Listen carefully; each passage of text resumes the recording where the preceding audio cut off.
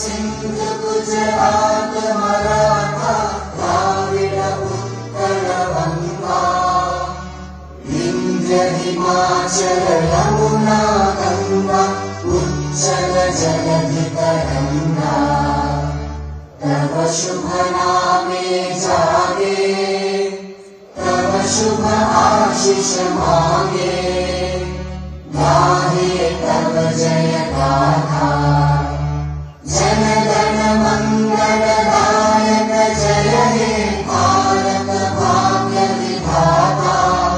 जय हे जय हे जय हे जय जय जय जय हे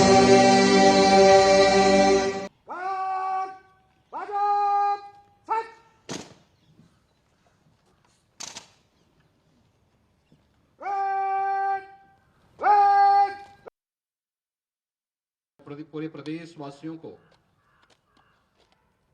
हृदय से बधाई देता हूं। आज ही के दिन 1950 में भारत ने आजादी की अपनी एक लंबी लड़ाई के उपरांत स्वतंत्र भारत में अपना स्वयं का संविधान लागू किया था। भारत का संविधान दुनिया का सबसे बड़े संविधान में से एक है और भारत के संविधान ने भारत के महान स्वतंत्रता संग्राम सेनानियों, संविधानविदों और विशेषज्ञों के अनुसार जिस संविधान को अपने देश में लागू किया, पिछले 74 वर्षों से यह भारत के अंदर जाति, मत, संप्रदाय, क्षेत्र या अन्य तमाम अवरोधों को पूरी तरह समाप्त करते हुए अपनी कसौटी पर खरा उतरा है। ये भारत के संविधान की ही महानता है कि दुनिया के अंदर आधुनिक लोकतंत्र के रूप में अपने आप को स्थापित करने वाले तमाम वे देश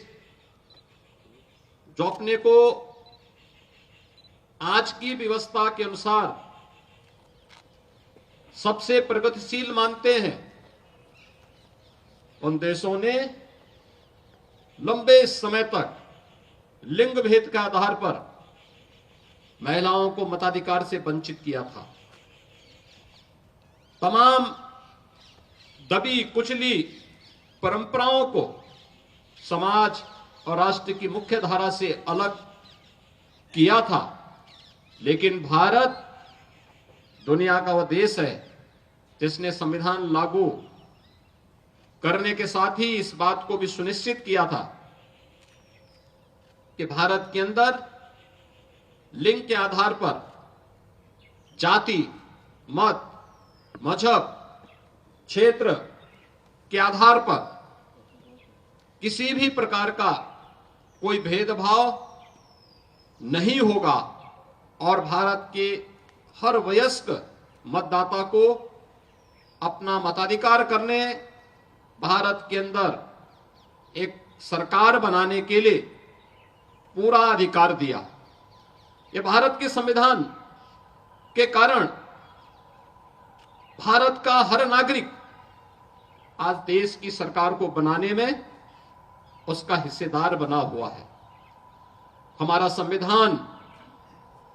अनेक उपलब्धियों से भरा हुआ है और इसीलिए उन उपलब्धियों को ध्यान में रखते हुए अगर इस संविधान हमें अधिकार देता है तो हमारे कर्तव्यों के प्रति भी हम सबको आग्रही बनाता है। आदरणीय प्रधानमंत्री जी ने पूरे देशवासियों का इसी बात के लिए आह्वान किया कि जब ये देश 2022 में अपनी आजादी का अमृत महोत्सव मना रहा था, तो उस अमृत महोत्सव वर्ष में उन्होंने देशवासियों का आह्वान किया था कि आगामी 25 वर्ष की एक व्यापक कार्य योजना को लेकर के हमें आगे बढ़ना होगा। इन 25 वर्षों में हम कैसा भारत चाहते हैं, यह हम सबके संकल्प को जमीनी धरातल पर उतारने के इन 25 वर्षों में अगर हम सब अपने कर्तव्यों का ईमानदारी पूर्वक निर्वहन करते हैं तो 2047 आने पर भारत दुनिया के एक विकसित देशों की श्रृंखला में खड़ा होगा, जहां पर हर भारतवासी न केवल अपने देश और अपनी प्राचीन विरासत पर गौरव की अनुभूति कर पाएगा, बल्कि वह अपनी वर्तमान को सुखद और सुंदर बनाने के साथ ही अपने भविष्य को भी उतना ही उज्जवल बनाने के लिए प्रति पूरी तरह आश्वानित होगा। आजादी के अमृत महोत्सव वर्ष में जो संकल्प था, आज यह वर्ष देश की संविधान को लागू करने का अमृत महोत्सव है। इस अमृत महोत्सव वर्ष पर जब देश का संविधान लागू हुआ था, हम सबको इस बारे में ध्यान रखना होगा कि संविधान हमारा सर्वोपरि है और संविधान हमें एक ही बात के लिए आग्रही बनाता है कि हम सबका जो भी कार्य हो वह देश के लिए हो, हर काम देश के नाम। अगर हम देश के प्रति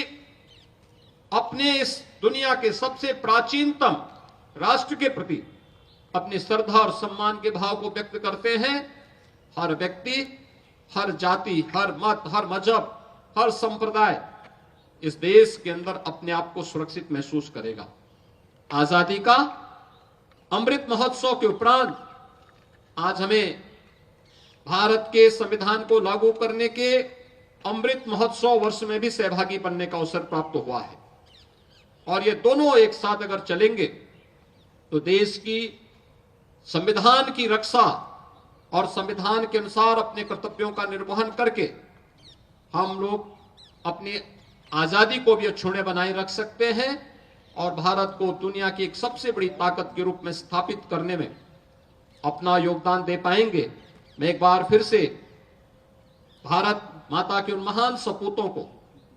जिन्होंने देश के संविधान को बनाने में अपना योगदान किया, राष्ट्रपिता महात्मा गांधी के नेतृत्व में चला आजादी का आंदोलन और आजादी के बाद